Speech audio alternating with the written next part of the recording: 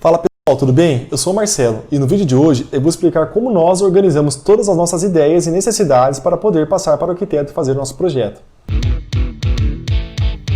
Pessoal, para quem não sabe, eu e o Rafael construímos casas para revender aqui na nossa cidade. E dentro desse negócio, uma das etapas mais importantes é conseguir acertar os projetos arquitetônicos. Se os nossos clientes não se encantarem com a casa na hora que forem visitar o imóvel, dificilmente vamos conseguir vendê-la no prazo e no preço que a gente deseja. Esse encantamento é sempre fruto de conjunto de fatores.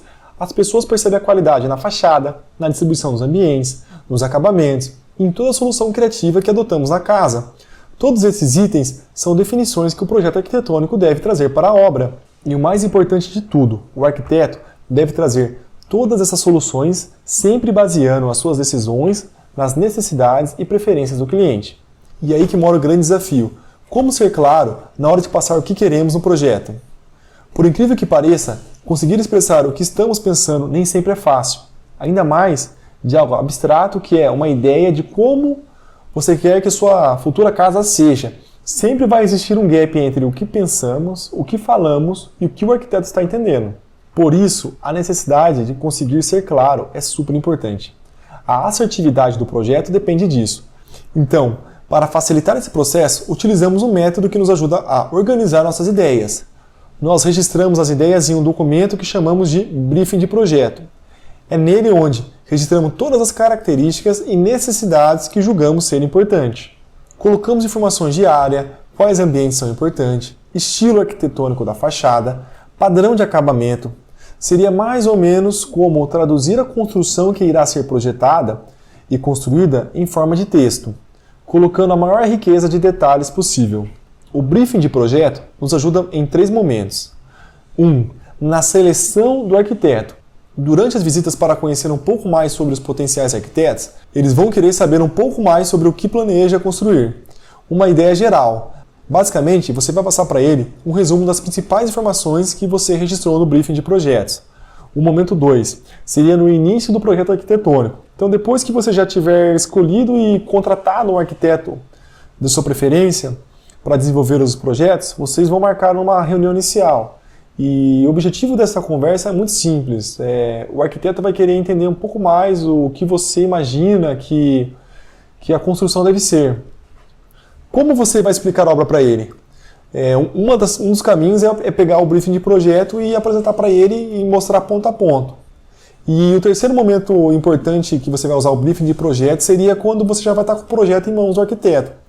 E então, quando esse projeto estiver finalizado, é possível você fazer um comparativo do que o arquiteto desenvolveu versus o que você estava esperando. Tá? Então, agora que eu falei um pouco dos benefícios do briefing de projeto, eu vou falar para vocês um pouco de como se faz o briefing de projetos, ou pelo menos como aqui nós no escritório fazemos esse briefing. Tá? Então, o primeiro passo é você registrar a sua situação atual, explicar bem como é a sua casa, do que você gosta dela e, por fim, o que não funciona para você. Vou dar um exemplo. Atualmente, eu moro em um apartamento de uns 40 metros quadrados mais ou menos, com um quarto. Tá? E sendo que o imóvel tem uma área social integrada, com cozinha, sala de jantar e sacada, e na sacada tem uma churrasqueira. Tá? Então a lavanderia fica ao lado da cozinha, e pela lavanderia também tem acesso à churrasqueira. O apartamento tem 2 banheiros, tá? Então um banheiro que seria de lavabo para a área social, e o outro banheiro que seria da suíte, no caso, né?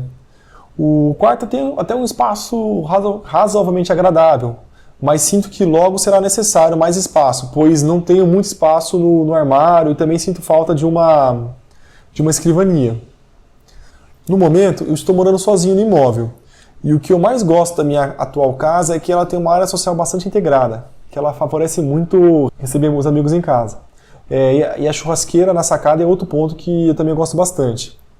E o que me incomoda nessa atual casa é que a cozinha é muito pequena, tá? Basicamente ela é um corredor, ela e a lavanderia são corredores, e que a sacada também é apertada. Tá? Então quando tem churrasco aqui em casa, as pessoas ficam divididas. Então sendo uma parte fica na sacada, a minoria fica na sacada fazendo a carne, e o resto fica na sala fazendo a social. Outro ponto que me incomoda bastante na minha casa é que eu moro no primeiro andar. E a janela da suíte fica muito próxima do portão de entrada de carros. E eu consigo ouvir muito barulho da abertura e fechamento do portão. Tá? Então, eu moro num prédio com 3 torres de 18 andares, e toda hora tem gente saindo, entrando, e inclusive à noite tem esse fluxo grande de carros. Então, para mim, faltou aí nesse ponto do quarto um isolamento acústico melhor, tanto na parede quanto nas janelas.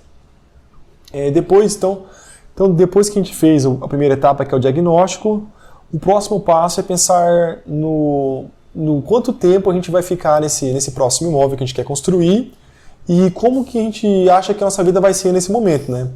Então, voltando para o nosso exemplo aqui, então vamos lá. A próxima casa eu quero construir e planejo ficar nela nos próximos 15 anos. E provavelmente já vou estar casado e com um filho. E talvez um cachorro. E penso que vou precisar de uma garagem para 2 carros. Tá, aqui eu quero fazer um parênteses para vocês. Se você planeja construir a sua casa para passar o resto da vida nela, não pretende se mudar mais, dê preferência para uma casa térrea. Caso você não abra mão do sobrado, considere a construção de um quarto no andar térreo, ou mesmo colocar um elevador nessa casa. Aqui no escritório recebemos muitas pessoas que construíram um sobrado e querem sair dele para uma casa térrea, pois não aguentam mais ficar usando as escadas. Tá, então voltando para a sequência do briefing.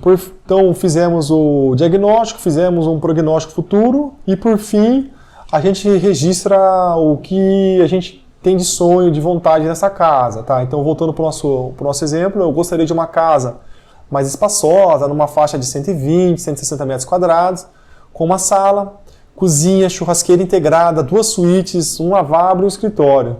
Na cozinha eu gostaria de ter uma ilha e é muito importante que a casa ela seja bastante arejada e com muita iluminação natural. Tá? E também tenha um ótimo isolamento acústico e térmico. A casa precisa de áreas para plantas, área verde, né? Pois elas me trazem bem-estar, mas também que essa área não seja muito grande, pois não tenho muito tempo para ficar cuidando das plantas. Em relação ao estilo da casa, eu gosto muito do estilo moderno, cores mais claras e um toque sofisticado. A casa tem que ter bastante janelas e portas-janelas, porém elas têm que ser de qualidade boa, ou esquadria de alumínio ou PVC. Não quero ter piscina no quintal, pois o condomínio que eu pretendo morar vai ter já uma área de lazer muito boa. Tá?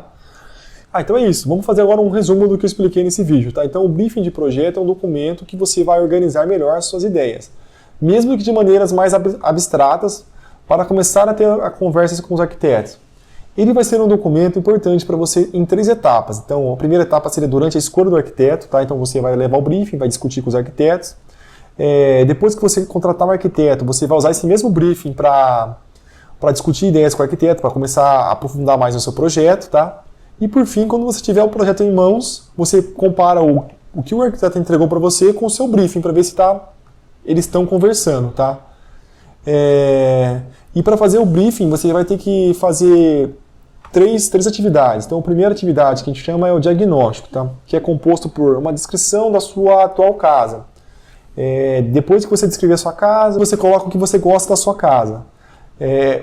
E por fim, você coloca nesse diagnóstico o que você não gosta dela. Depois do diagnóstico, você faz uma análise do tempo que você vai ficar nesse imóvel. Como você espera que seja a sua vida nesse período também. E por fim, o que você espera que a casa tenha. O que nós estamos falando aqui pode parecer algo bastante simplista, mas acreditem que ajuda bastante os arquitetos a entenderem melhor o que vocês pensam, o seu estilo de vida e suas aspirações futuras.